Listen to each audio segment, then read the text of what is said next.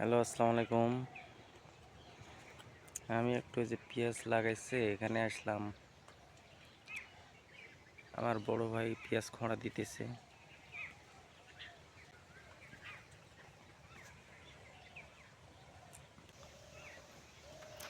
বাড়ির পেঁয়াজ কুষারের গাছ। এটা কুষার একটা ভাঙবো, এই বড় হয়েছে একটা কুষার।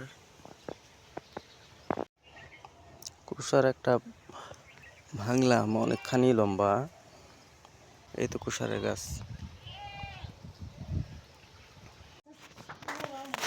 কুষার অনেক মিষ্টি।